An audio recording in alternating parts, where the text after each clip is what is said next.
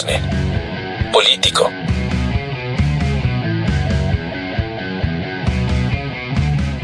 Ok, Isma, ¿conoces a los famosos soldados del SAS en Reino Unido? No, creo que no. Solo al Ok. M16, ¿no? O al M6, no sé Ah, cómo ok, se ok. llame. Muy James Bond. Así es. Pues el SAS o el Special Air Service de Reino Unido son básicamente las fuerzas especiales de Reino Unido y son altamente capaces. Son prácticamente punta de lanza en lo que debe hacer un comando de este tipo. Y de hecho no reportan, no rinden cuentas a nadie en el ejército. No tienen comandante en nada. Solamente a quien responden es al primer ministro o primer ministra y al secretario de defensa en turno. Nada más. O sea, en la estructura militar no entran. Ellos pueden operar en cualquier parte como lo vean de acuerdo a los intereses del gobierno y de la reina o del rey. As it fits. Así, sí, básicamente as it fits. Y pues este CIS pues, ha sido culturalizado en la cultura pop a través de películas, videojuegos y demás por su alta capacidad destructiva. Y hoy en día están siendo perseguidos varios miembros de este CIS por la justicia británica, específicamente por el juez Charles Haddon Cave, porque de acuerdo con reportes que apenas se desclasificaron durante la invasión a Afganistán de principios de este siglo, se reporta que el SIS asesinó a 80 civiles después de torturarlos en diferentes episodios y varios de ellos menores de edad, porque estos civiles los iban a conducir a objetivos que ellos tenían para aniquilar, para neutralizar, para apoyar al esfuerzo de guerra occidental ahí en Afganistán. Y pues como son altamente efectivos y no responden a nadie, no rinden cuentas a nadie y llevan todas sus operaciones en secreto, obviamente, pues o sea, no tienen ningún límite. Ellos pudieron hacer eso. Y hoy la justicia británica está buscando a específicamente, ni siquiera mencionaron cuántos miembros, pero sí mencionaron que es un escuadrón que hizo estas atrocidades, seguido de que Australia hizo lo mismo en 2020 con sus fuerzas especiales, en los que también hicieron este tipo de asesinatos de una docena de personas en Afganistán. Pero pues ahí las de Australia sí responden a un comando militar y ese no. En Reino Unido no. Entonces, aquí pues claramente queda en evidencia la cultura de la impunidad para este tipo de esfuerzos y de actividades, ¿no? Ya decíamos, la guerra es como tal la política por otros medios, pero este tipo de flechas, este tipo de brazos armados que no tienen ninguna clase de restricción, pues obviamente comienzan a hacer este tipo de operaciones inhumanas para poder llevar a cabo un objetivo y de acuerdo con lo que ellos consideran que es el bien común, ¿no? Aunque después supimos que mucho del esfuerzo de esta invasión fue influenciado por un reporte falso de justamente de la inteligencia británica para llevar a Estados Unidos a la guerra. Entonces, pues está, a mi parecer, cuando leí la noticia, está muy sucio, porque pues, el SIS hoy está en 19 países. Se estima que tiene misiones en 19 países, uno de ellos Ucrania, obviamente, y están pues obviamente llevando a cabo misiones de alto riesgo que seguramente también conllevan actividades de este tipo que se vieron en Afganistán. No sé tú si pienses que este tipo de persecución de la justicia británica pues sea ya un ejemplo de algo que va a seguir pasando para redes de este tipo, que digo, vimos los casos, en algún momento lo comentamos en el podcast, los casos de la CIA en Sudamérica, las operaciones que se han hecho alrededor del mundo para intereses occidentales y cómo han afectado a civiles, incluso aquí en México también, durante la guerra contra el narco. No sé si esta acción, ¿tú crees que vaya a sentar un precedente, un ejemplo, de que hasta estas personas altamente entrenadas no son intocables? ¿O no va a pasar nada? Fíjate que no estoy seguro qué vaya a pasar con ese tema, porque ya ha habido también uno que otro caso, aparentemente, pues de este tipo de whistleblowers, ¿no? De estas personas que denuncian incluso a partir justamente de estas denuncias es que estos actos es que son desclasificados y son de conocimiento público, porque ya se vuelven de interés nacional. Sí. Justamente porque dominan la conversación nacional de un país, ¿no? Recordemos, hay una película que no le debo a la audiencia el dato, a ver si ahorita lo encontramos, con Adam Driver, creo que se llama el actor, y es sobre un tema de cómo lo ponen a investigar las torturas que se llevaron a cabo, me parece que no me acuerdo si en Afganistán también o en Irak. El chiste es de que lo ponen a investigar porque tenía que hacer algo así como un proyecto para una congresista, ¿no? Demócrata y así. El hecho es de que él se pone y se clava tanto a investigar que sí encuentra cosas. Y encuentra que hubo personas que se contrataron para interrogar a potenciales terroristas que estaban vinculados con no sé qué, bla, bla. No me acuerdo si de los ataques, algo así como que toda esa parte de la historia de los Estados Unidos, no sé si con el tema de las torres, si posterior, justamente cuando van y los persiguen a los que fueron parte de estas células, ¿no? Como para hacer posibles sus ataques y así. Pero justamente, pues lo que marca ahí es que se desclasifica o se tiene que llevar a la opinión pública porque se habían hecho cosas incorrectas, ¿no? De acuerdo incluso a los protocolos constitucionales. Entonces, ahí se ve cómo estas organizaciones, ¿no? Que son como paraestatales o como esta suerte de élites militares proceden diferente a como se supone que tendrían que proceder de acuerdo a los acuerdos internacionales de protección de los derechos humanos y aparte también de los de guerra, ¿no? Estos convenios el protocolo de tal o cual o los acuerdos de tal cosa. Entonces, te das cuenta que finalmente muchas veces lo que ocurre es que si no se pone en la conversación, si no hubo un alguien que dijo, esto ocurrió alguna vez, pues son cosas que ni siquiera tienen por qué dar a conocer al público. ¿Sí me explico? Entonces, te digo que soy un poco reticente a pensar que eso va a marcar un precedente en donde ahora el derecho internacional va a exigir, porque lo podemos ver hoy en las guerras que se están llevando a cabo. Hay muchos crímenes de guerra ocurriendo, pues yo creo que hora tras hora, desde que iniciaron en Ucrania y aquí por parte de todos los bandos, y aquí en Gaza, en el tema de Israel y Gaza, por parte de los estados. ¿Por qué?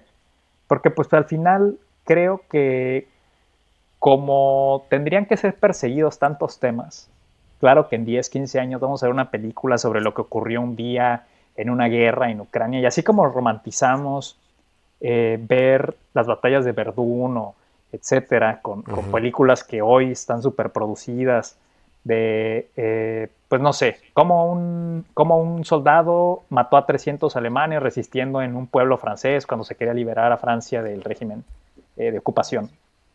Cosas de ese tipo las vamos a ver en 15 o 20 años, ¿no? Sobre los conflictos que hoy vivimos, así como hoy podemos encontrar en Netflix o en cualquier otra plataforma chorros de películas donde narran justamente las operaciones de extracción de ciertos soldados que estaban dados por perdidos cuando fueron en búsqueda de Osama Bin Laden, o yo no sé. Entonces, lo que sí sé es que eso lo sabemos porque ya pasó mucho tiempo. Así es. ¿No? Sí. Y si realmente alguien va a atreverse a ser de whistleblower o de esas personas que filtran información porque es incorrecto. De hecho, esa película está muy buena. Déjame y la busco porque quiero recomendarla a nuestra audiencia. Una película.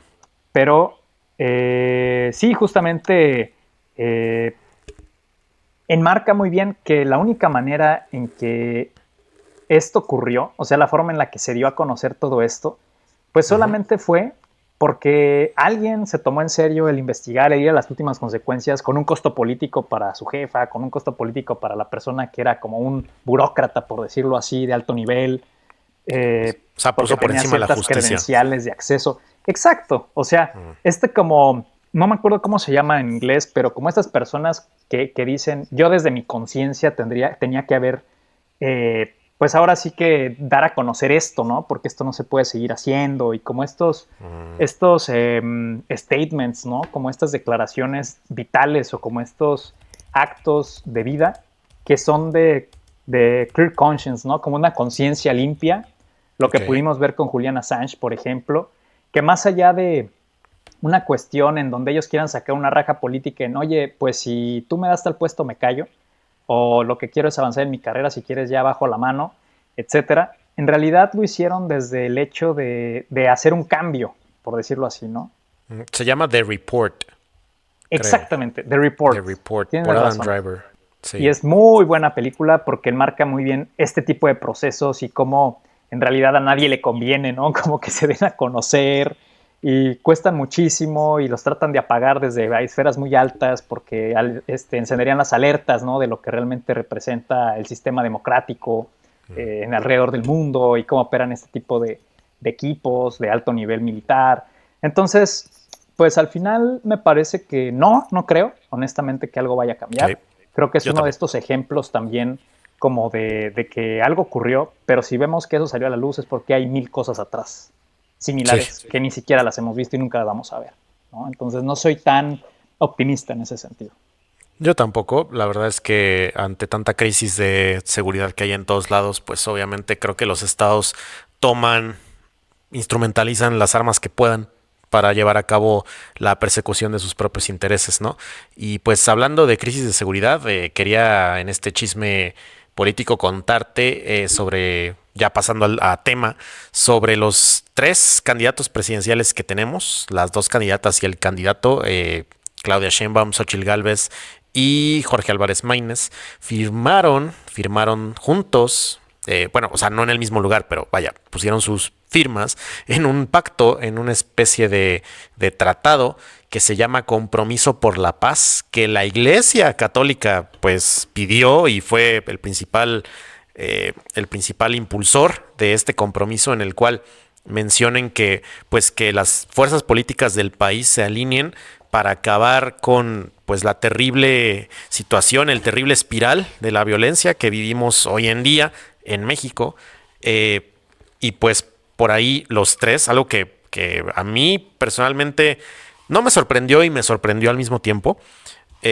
No me sorprendió el hecho de que todos respondieran al llamado de la iglesia, porque al final la iglesia pues sigue siendo un actor de relevancia en México. Cada vez ha perdido mucho más relevancia por el hecho de no solo de los actos que hemos visto de persecución de delitos a sacerdotes, sino también porque pues simplemente la tendencia mundial va hacia el ateísmo y no hacia la religión.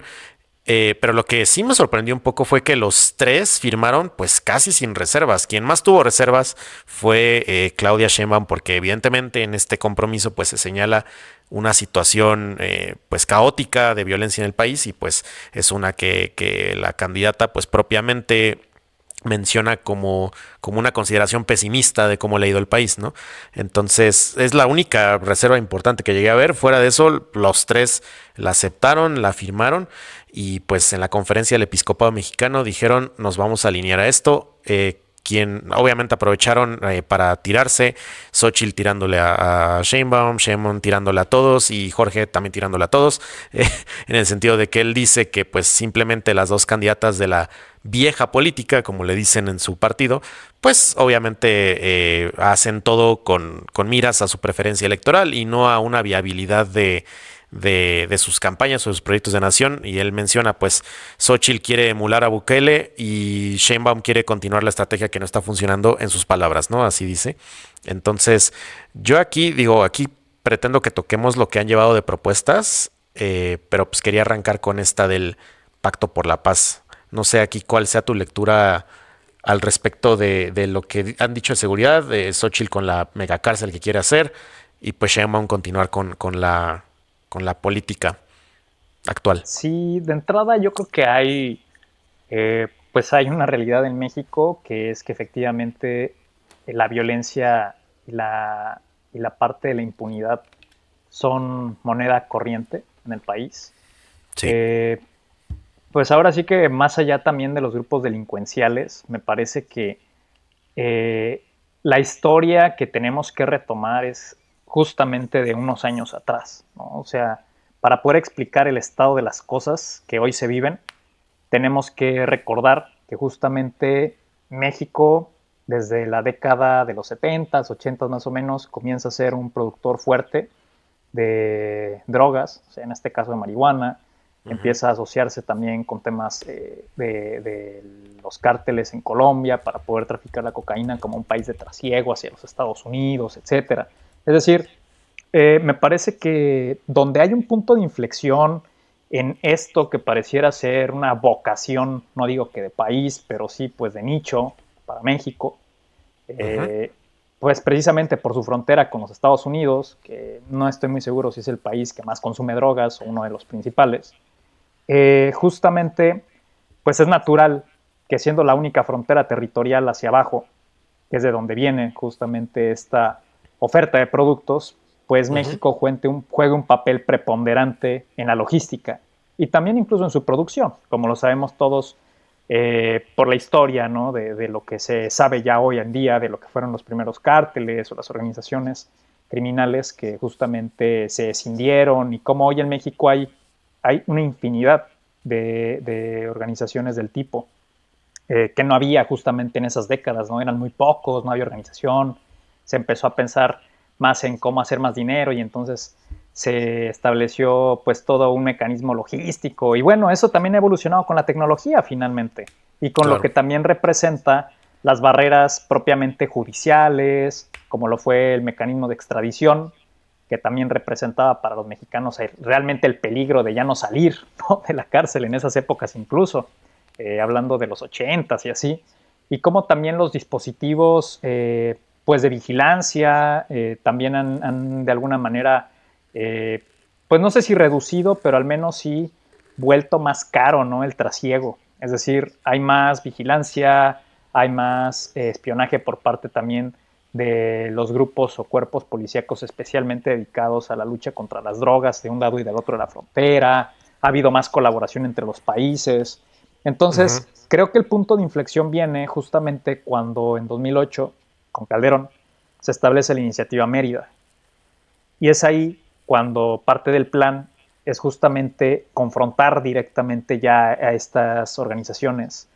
Y es ahí donde se empiezan a crear, pues no solamente confrontaciones directas que involucraron a la población, ya ahora sí es una forma, pues, a ojos de todos, ¿no? Por decirlo así. ¿Por qué? Porque también eso incluía que ya no era tan fácil el que la droga llegara a los Estados Unidos como antes, sino que también eso se empezó a quedar en México. Entonces México comenzó a ser un país de consumo también. México hace 20, 30 años no consumía tanto como hoy se hace, es la realidad. Sí. Y también por otro lado se ha normalizado mucho, ¿no? Culturalmente pues ya nos hemos relajado más. El fumar marihuana ya está despenalizado en muchos estados de Estados Unidos, por ejemplo. Creo que incluso en México tienes derecho a aportar ciertos gramos. O sea, también socialmente hemos ido aceptando más el hecho de las drogas como un uso recreacional. Pero esto también, pues obviamente ha favorecido la aceptación de que el consumo es viable, ¿no? Ya no está tan criminalizado como antes. Y más allá de la situación moral o inmoral de este asunto, que a mí no me interesa debatir aquí, es justamente que esto abre muy bien un nuevo mercado, ¿no? Que ya no solamente tiene como por objetivo los Estados Unidos, sino quedarse en territorio nacional. Entonces, pues se viene también la conformación de nuevos cuerpos de élite para la confrontación de esta nueva guerra que se llamó, ¿no? La guerra contra las drogas o contra el narcotráfico, y que justamente empezó a armar al país, a armarlo desde sus instituciones, con mejor equipamiento, con otros sistemas más complejos de seguridad para detectar tales o cuales cosas. Se reforzaron las fronteras, o sea, quien quiera pues puede echarse un clavado a lo que significaba el Plan Mérida o la iniciativa Mérida. Y pues prácticamente fue una cuestión en la que Estados Unidos dijo, es parte de mi interés nacional de seguridad interna el que tú como país pues te pongas en orden con eso, y prácticamente también fue un instrumento diplomático de relaciones exteriores para que México pues tuviera que implementar su propia política interna de seguridad, que hasta el momento no era no era esa, no era tal cual eso lo que se había pues establecido. Así es. Entonces, de alguna manera, creo que lo que vemos de violencia se recrudece desde ese día hasta el día de hoy, en donde es muy complicado ya explicar esto como casos aislados. Todos podemos recordar que desde los 70s, 80s ya había fuertes problemas en los países fronterizos, ¿no? Precisamente por este trasiego, por estas pugnas de las plazas, etcétera. Pero después el fenómeno comenzó a bajar, el fenómeno se empezó a multiplicar y al día de hoy lo que podemos ver es que precisamente, pues como todo proceso histórico, socioeconómico y hasta político de alguna manera, se ha ido permeando a todas las redes sociales, se ha ido permeando a todas las estructuras institucionales, tanto porque esto es una prioridad, como también porque esto representa ser pues otro nivel de juego en los negocios, ¿no? Económicos de los que están involucrados. Entonces, lo que ocurre es que hoy hay un fenómeno de violencia, ¿no? O sea, se comenzó de alguna manera aislado. Ahorita ya estamos viviéndolo en la generalidad del país, exceptuando ciertos estados. También de alguna manera se multiplicó o se diversificó la actividad criminal, no solamente en el trasiego, sino que también ya en otro tipo de delitos. Y entonces lo que vemos es como que un conjunto de situaciones y variables que crean precisamente una situación sumamente compleja para poderla atajar en una sola dirección, ¿no? Entonces, no sé cómo lo veas tú, Mau, ya podemos pasar si quieres con la parte del análisis concreto. Sí, ¿no? yo como tal veo que las propuestas de los tres van encaminadas justamente a acatar el problema tanto de una forma similar a lo que se ha venido haciendo, a pesar de que digan que no. Por ejemplo, sí, o sea, Sheinbaum, te voy a leer las propuestas de los tres. Sheinbaum, la principal en cuestión de seguridad es consolidar a la Guardia Nacional, ahora sí, como una corporación pues con prioridad que va a vigilar todo, absolutamente todo, y fortalecer los mecanismos de recolección de inteligencia y de investigación de la Guardia Nacional. Entonces, la Guardia Nacional pasaría a ser todavía más dominante de lo que ya es hoy en día en puertos, en aeropuertos, en carreteras y demás. Abarcaría más su brazo.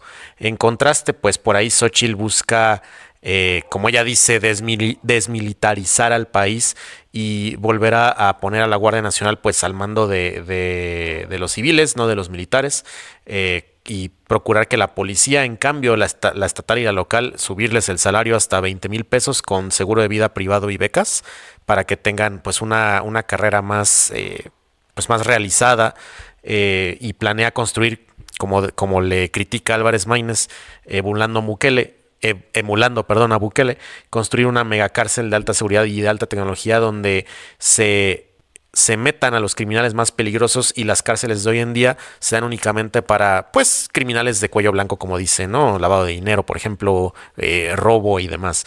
Pero para lo que es asesinatos, sicarios y todo, pues en la megacárcel. Y Álvarez Maínez como tal, creo que tiene una propuesta que yo no me esperaba, obviamente. Pues él también dice que él aumentaría los recursos a policías, fiscalías, pero él lo que quiere es, uno, crear una Academia Nacional de Policía, en la cual pues todos los policías, sin importar de dónde sean y de qué corporación, pasen por ahí, que tengan que aprobar una especie de examen de estándar. Y la otra, eliminar el Ministerio Público de la investigación en la investigación criminal, y más bien poner o sea, darle esa facultad a los policías de investigación, similar a como es en Estados Unidos, que los policías pueden llevar a cabo labores de investigación, sean municipales, estatales, lo que sea, como el sheriff, por ejemplo. Darles esa facultad a los policías y eliminar al Ministerio Público. Entonces, esas son como que las tres principales aproximaciones, pero pues todas, ninguna niega que haya una crisis de violencia. Sheinbaum sí dice que pues, sí ha bajado en proporción, que sigue siendo horrible, pero que ha bajado en proporción, y pues los demás dicen no ha bajado, sigue aumentando, ¿no? Entonces, pues esas son las propuestas en cuestión de seguridad. Ahorita también vamos a traer las económicas.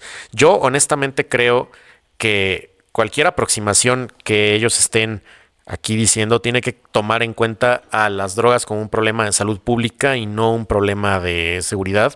Y creo que es algo que se ha pedido desde Calderón incluso, que se aproxime al tema de las drogas y todo esto como un problema de salud pública, porque si tú atiendes el mercado, si tú atiendes las necesidades de los que consumen este tipo de productos, pues obviamente vas a restar cada vez más la influencia que puedan tener los mecanismos que delimitan las organizaciones criminales que nos han llevado pues a este caos, ¿no?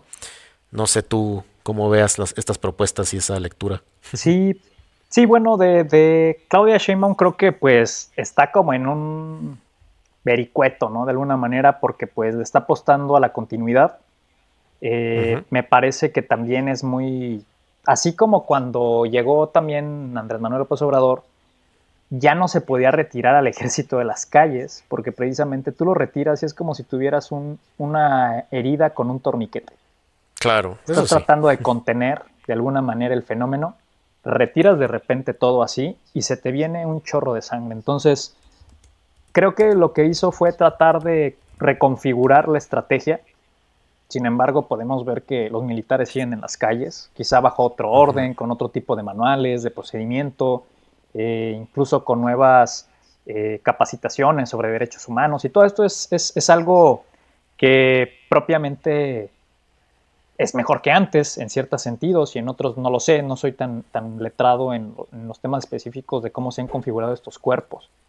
Sin embargo, viéndonos como un poquito más en materia de las propuestas, me parece que también Claudia Sheinbaum propone ahí un par de cuestiones, pues justamente más sociales, ¿no? O sea, me recuerda mucho que he visto a algunos de sus voceros interactuar en algunos programas dando a conocer este tema.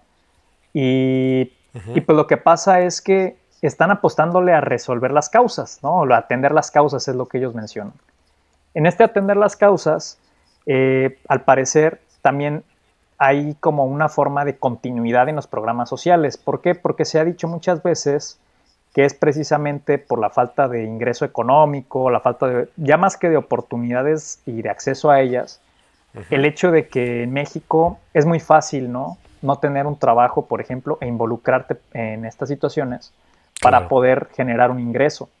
Entonces, como que la apuesta de Sheinbaum es redoblar, de alguna manera, esa atención a las causas. Creo que tiene incluso otro par de programas ahí que de alguna manera creo que está tratando de dar una beca a chicos que han estado ya involucrados y salen, una cuestión así, lo cual me parece que no se había propuesto, al menos hasta el gobierno de Andrés Manuel López Obrador, que fue quien más fuertemente le apostó esto, ni siquiera se había contemplado.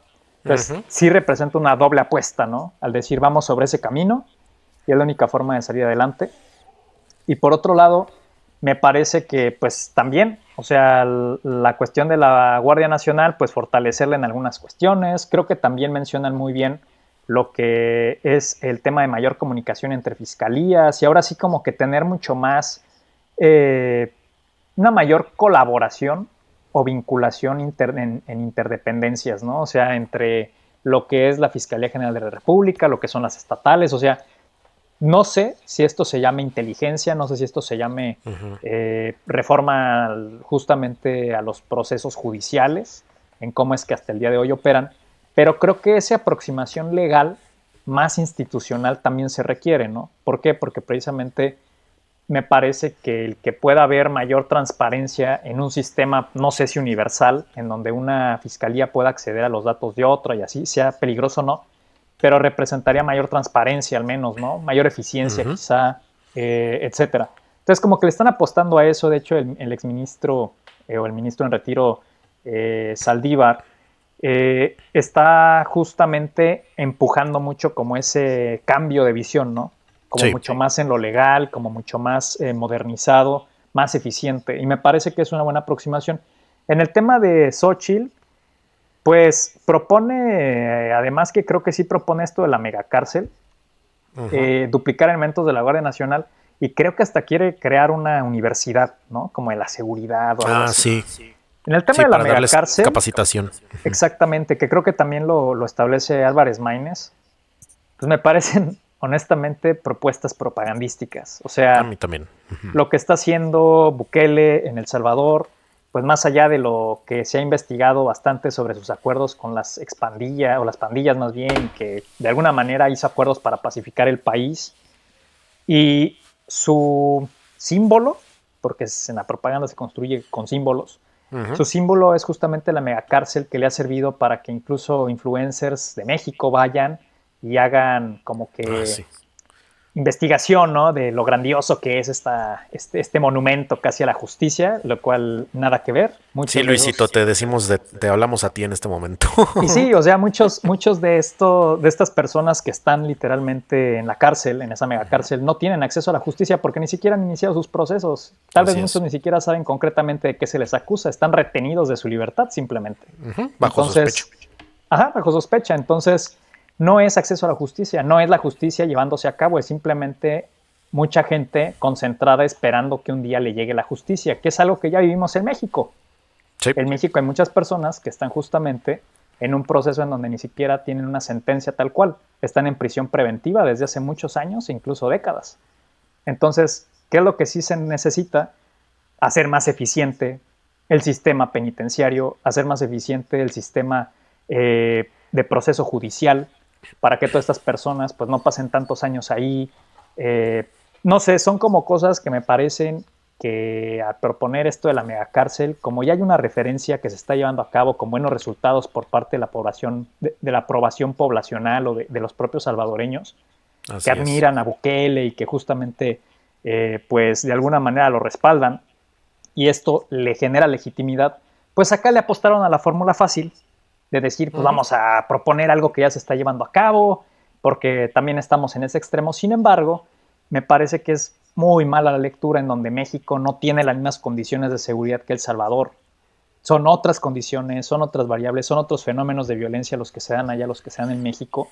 Totalmente. Y justamente eso nos lleva a pensar que los sistemas penitenciarios, incluso ya hoy en día, creo que son público-privados.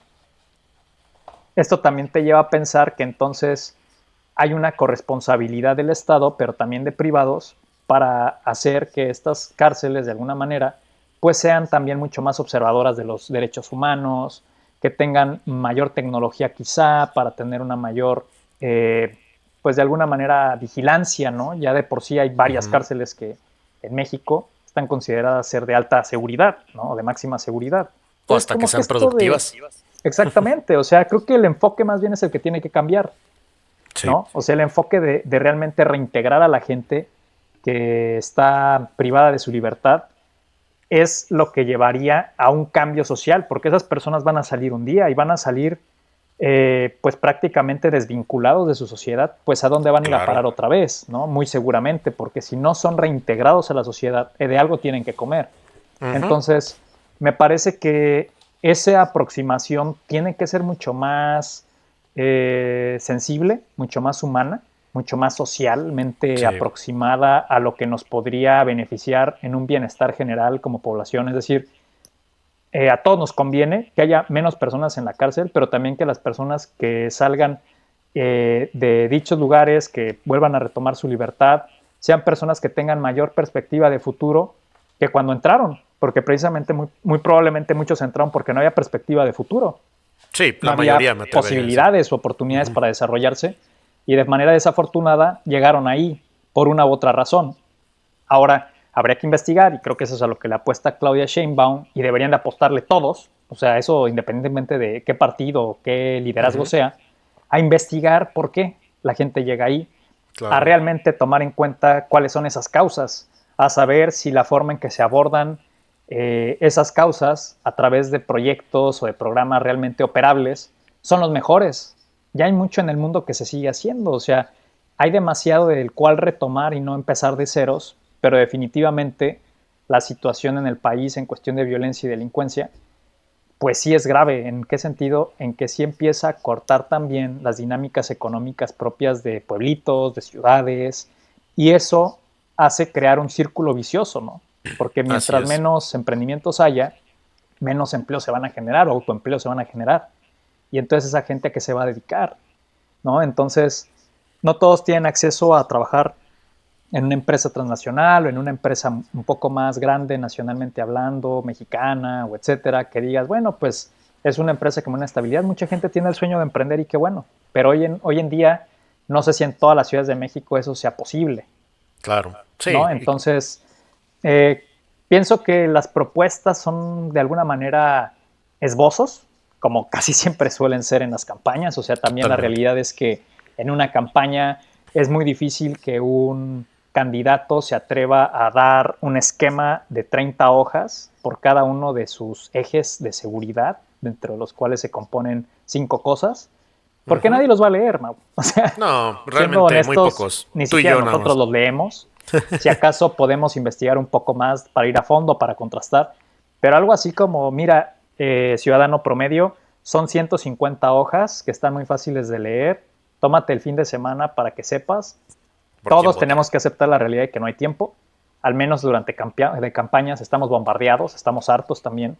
¿Y qué es a Sí. lo que apuestan los candidatos? Pues a ofrecer esbozos precisamente de líneas, de ejes en este tema de seguridad, que es justamente lo que se trató en este pues congregado, ¿no?, de liderazgos políticos rumbo a la presidencia que organizó justamente la Iglesia Católica, y que me parece que también responde mucho al liderazgo que todavía sigue ejerciendo moral, social, no lo sé, la Iglesia como poder en México, Sí. para poner el tema sobre la mesa. Es decir, no veo que una Claudia Sheinbaum o una Xochitl Gálvez o un Álvarez Maínez hubieran dicho, no, no tengo tiempo de ir, aunque tuvieran una agenda diferente, lo tuvieron que cambiar. ¿Por qué? Porque al final de cuentas, dentro del imaginario colectivo y dentro de la población que sí va a ir a votar, que son las personas más grandes o mayores, justamente todavía hay esa base católica de creencias, Fuerte. de valores, incluso simplemente la identidad de uno identificarse como católico aunque no seas practicante, pero pues sigue habiendo esa conexión con la iglesia como autoridad dentro de lo que es la sociedad mexicana. Y Entonces, no sé, me parece a mí que este es el tema que más le puede pegar a Claudia Sheinbaum, y por eso están haciendo sí. tanto énfasis los otros dos candidatos, hablando de Xochitl y de Álvarez Maínez, pues en que efectivamente, como no ha sido lo mejor logrado de este sexenio, pues es por donde hay que ir a poner la hebra del hilo, ¿no? O sea, no te vas a ir a donde están fuertes, sino a donde justamente el reto es mayor. Y yo creo que otra cosa que hay que entender y que valdría la pena, pues ya para acabar yo mi intervención, dimensionar como mexicanos, es que estos fenómenos no se acaban mañana, no importa quién Claro. llegue. Sí. Estos fenómenos son bien complejos, así como tardaron 15 años, 20 años, 30 años en desarrollarse, y en intensidad fueron ganando tracción y fueron ganando también pues mayor complejidad de variables y fueron creciendo en ese tema. También a la hora de encontrar soluciones tienen que ser igual de complejas e igual de tardadas o más, porque lo que se ha deteriorado es mucho y lo que Así se es. tiene que corregir institucionalmente y en la praxis es mucho, y lo que se tiene que atender es todavía más. Entonces, en ese sentido, me parece que nadie podría llegar cómodamente a decir que lo va a resolver, así de buenas a primeras. Y lo que sí he escuchado de, por ejemplo, de Saldívar, porque creo que es interesante el que lleguen con esa perspectiva, es que justamente saben que no se va a resolver, es un problema de que no se resuelve en 10 años. Lo que sí se necesita es ir recabando la información de saber si esto funciona o no y hacer el intercambio. Esto sí funciona y dejarlo como continuidad. Y también, si es que llega Xochitl Gálvez, que no creo que Álvarez Maínez, tomar en cuenta eso, ¿no? A veces los movimientos políticos no siguen, pues de alguna manera, la disciplina de medición, porque como no conviene dar continuidad al proyecto de alguien más, porque si no, entonces yo no soy el emblema de estas nuevas estrategias o de esta nueva aproximación, tenemos que eliminar todo. Y creo que Así es. tampoco va por ahí, ¿no? O sea, crecer como país, crecer como ciudadanos, pero también como políticos, en donde lo que funciona, no importa quién lo haya heredado, déjalo. Déjalo. Sí, y de hecho qué bueno que lo mencionas porque estuve pues sondeando por ahí, digo, como antesala estuve sondeando pues encuestas de qué es lo que realmente le preocupa más al mexicano, a la mexicana promedio, qué es lo que va a votar, y realmente los dos temas son seguridad y economía, punto. Es lo que más le preocupa al mexicano hoy en día, de acuerdo a lo que investigué. Y esto que mencionas de heredar las cosas que sí funcionaron, por ejemplo, Xochitl específicamente, vamos a pasar a las propuestas ya económicas, que son las únicas que han salido, los esbozos de la seguridad y la economía, porque son los que más pegan. Xochitl dice, la candidata del PAN, PRI, PRD, dice que va a retomar, que no va a destruir el programa Jóvenes Construyendo el Futuro, el programa de las becas a los de, entre comillas, ninis, que en realidad son pues jóvenes que no han tenido oportunidad de elaborar o de estudiar. Va a tener esas becas todavía. Ella le va a cambiar el nombre a Sí Sí, que es Sí Estudio, Sí Trabajo.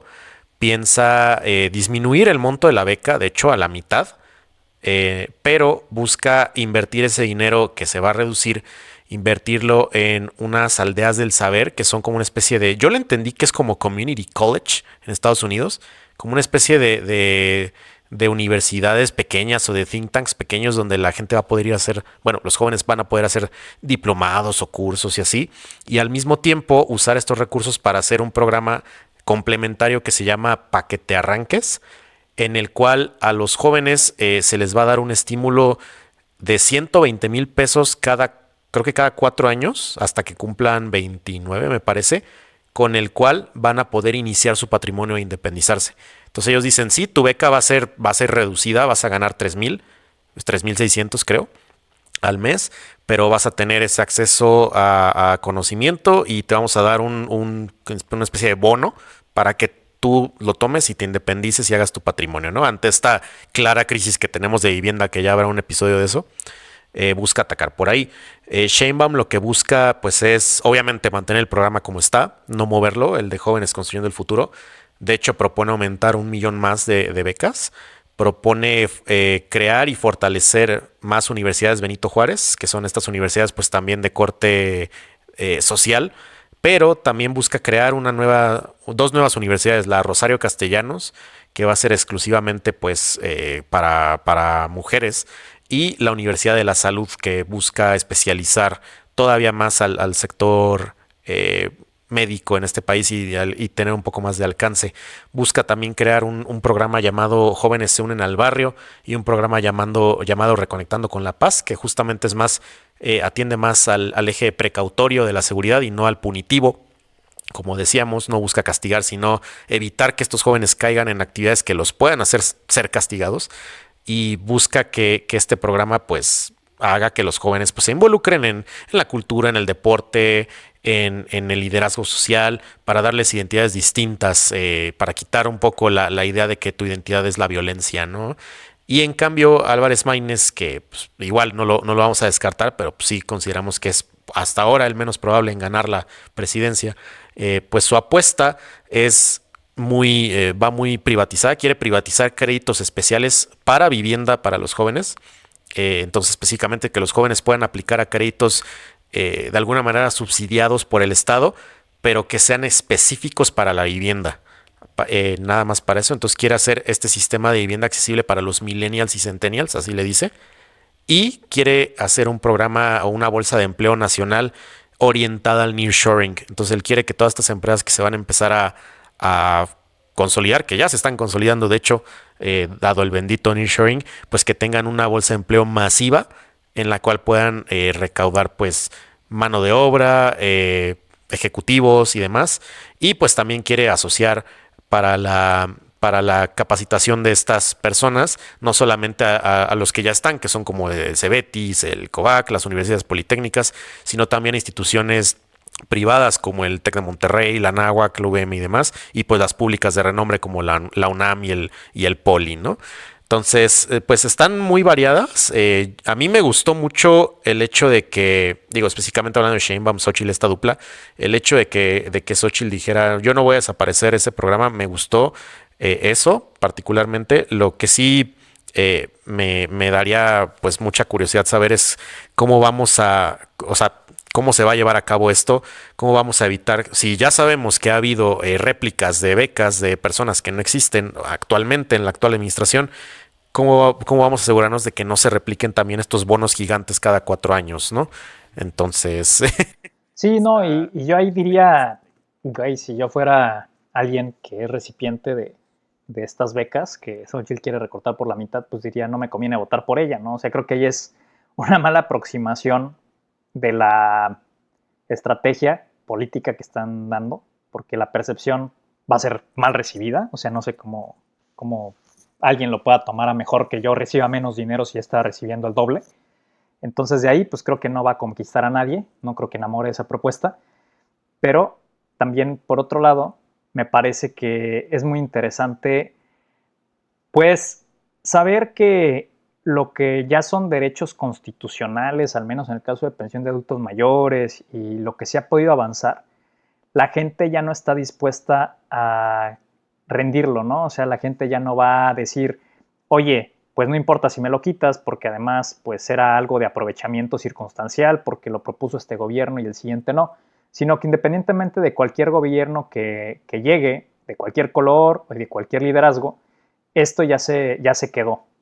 Y por otro lado, me parece que también esto del bono, ¿no? De cada 4 años, siendo 120,000 pesos, y me imagino que es para retener a la gente, ¿no? Como para decir, quédate 4 años involucrado con los requisitos que se te pidan y te van a llegar 120,000 pesotes, ¿no? Y seguramente van a poner muchas restricciones en que tienes que entregar un proyecto, hasta que te van a echar la mano para aprobarlo o no.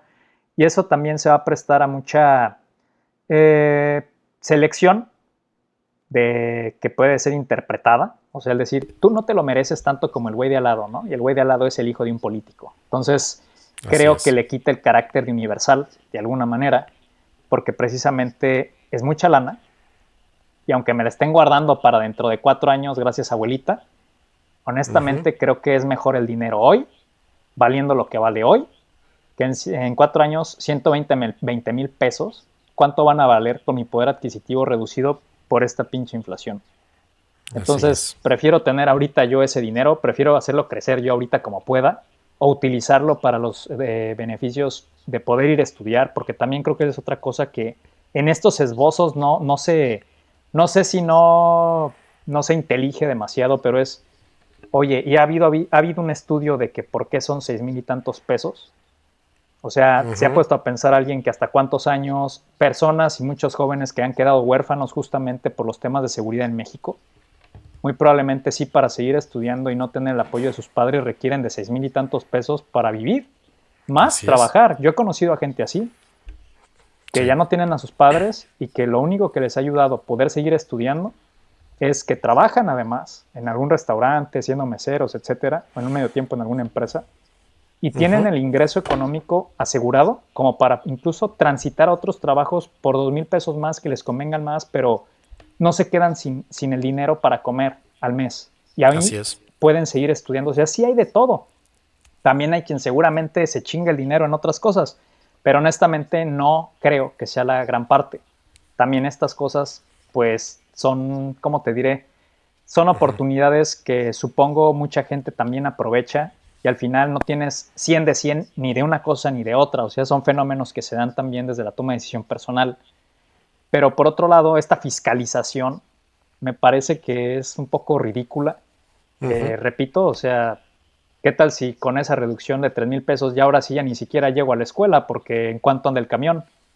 O en cuánto andan los materiales para mi universidad o mi preparatoria o la inscripción. O sea, me parecen insuficientes, francamente. Lo de los 120,000, pues estaría padre que más bien quien quiera, con cierto límite de edad, pueda acceder justamente como un derecho universal a emprender. Y que alguien que tenga una buena idea, o sea, ¿por qué no proponen mejor algo así? Alguien que tenga una muy buena idea, que va a crear más empleos, que tiene acceso a 120,000 pesos, simplemente porque sí hay un organismo técnico, no sé, hay secretarías de la juventud, y la nacional y las estatales o las municipales, que digan, ok, pues seguramente sí hay mucha gente que puede crear empleos, que vale la pena que se les dé estos 120,000, pero pues eso ya podría pasar por una convocatoria, ¿no? Se me hace medio discriminativo el que cada 4 años y bajo ciertas condiciones. Eso sí.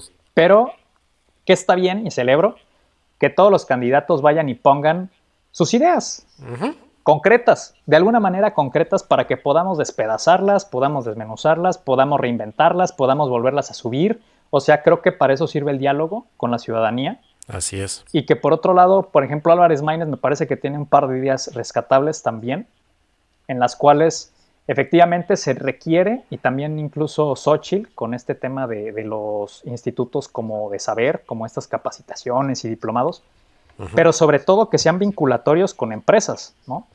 Sí. Es muy bien sabido que, por ejemplo, los CONALEP, a mí me sorprendió que ya tienen un nivel muy, muy, muy alto, ¿eh? O sea, los CONALEP, de hecho, ya estás tú saliendo de ahí, te vas y te integras a una empresa transnacional, automotriz o casi automáticamente. Casi automáticamente, porque literalmente tienen un programa muy reforzado, técnicamente hablando, que es muy,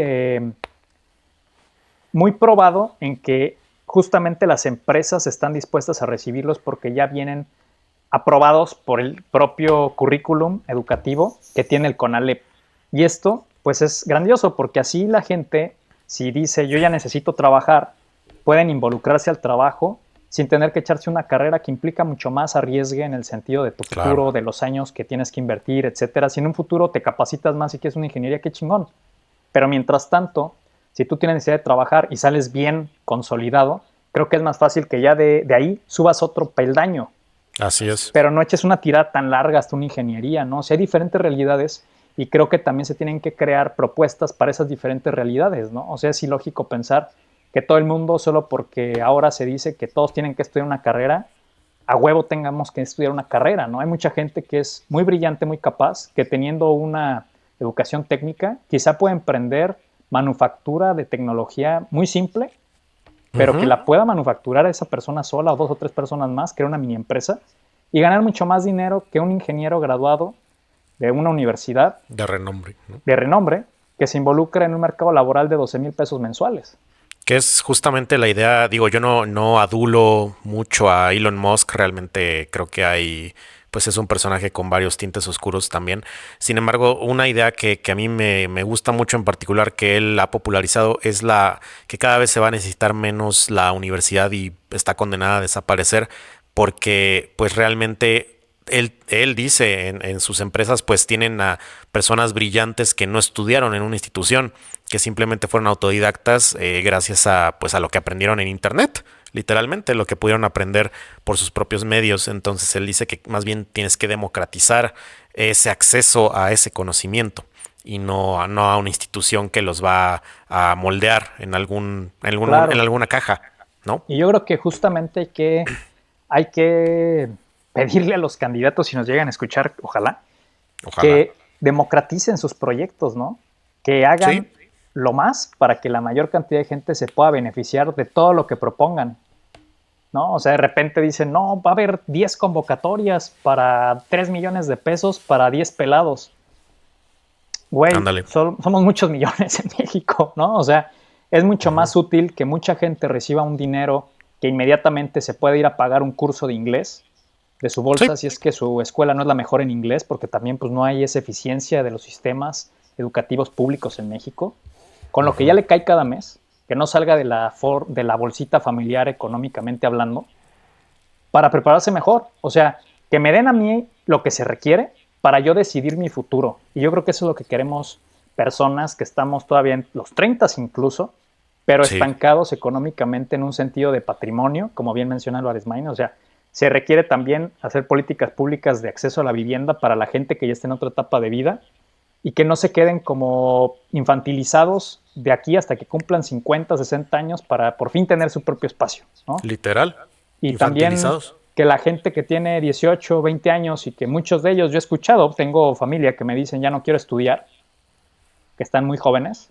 Y antes yo hubiera pensado, no, te estás condenando, o eso es como lo que hubiéramos pensado antes, ¿no? Pero Claro. precisamente el hecho de saber que hay carreras en que si estudias código 2 o 3 años vas a ganar incluso más que alguien que lleva 15 años de carrera, pues no se me hace mala idea para alguien que realmente le gusta hacer eso. O sea, no tendría por qué tener un título a fuerza para saber que avancé, ¿no? Progresé, o sea, este mito, sino que simplemente podamos tener un repertorio de opciones reales, accesibles, y que simplemente cada quien configure un futuro posible, A su próspero, parecer. a su medida. Y eso es lo que sería más interesante de escuchar de los candidatos, en mi opinión. Muy bien, pues con este último comentario es momento de cerrar este chisme político. Les decimos, o sea, las propuestas que han sacado son estas, las que mencionamos en seguridad y economía. Obviamente, conforme estén sacando más, pues por aquí Isme y yo las vamos a desmenuzar, a criticar, a lo que sea, pero vamos a hacérselas de su conocimiento. También se vienen los debates presidenciales.